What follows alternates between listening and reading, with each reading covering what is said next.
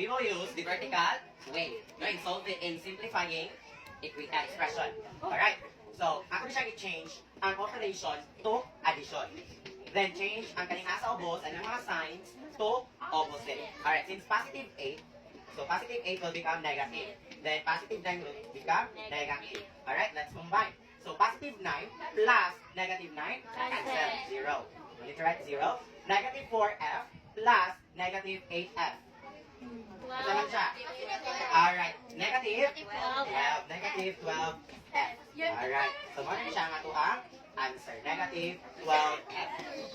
Next given, 4p cubed minus 5p squared plus 4.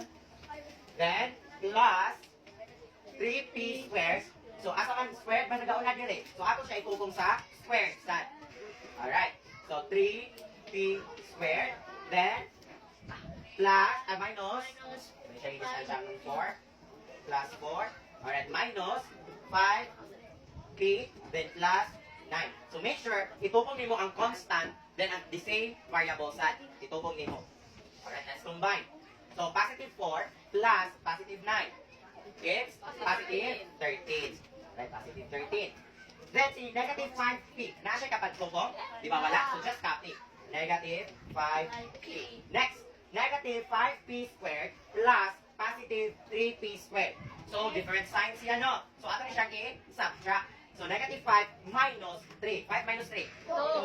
So which one is bigger? Si negative or si positive? Negative. So, our answer is negative. Negative 2p squared. Then, how about 4p cubed? Nasa kapag wala. So, just copy.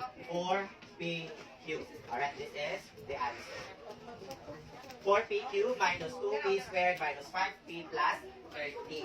Alright? Last given. 7p minus 9. Then minus 6b. So, ato siya itupong, no, with variable 6b, then plus 9. Alright. Since it is subtraction, so we're going to change. No, i-change na to ang iyahang operation to from minus to plus. Then, positive 6 will become negative. Then, positive 9 will become negative 9. Alright. So, negative 9 plus negative 9. So, the same sign siya. Diba? Ato siya i-plus. So, 9 plus 9. 18. So, copy the negative 18. Next, 7b plus negative 6. So, positive siya, no? The negative ang usa. So, ato na siya i-subtract. 7 minus 6. Dila? 1. Alright. Asa mas ako? Si 7 or si 6? 7. Kung sa si 7, positive, negative? Positive. So, the answer is positive. Positive, 1. Or B na lang. No? So, B has automatic 1 coefficient. Alright, this is the answer. B minus 18.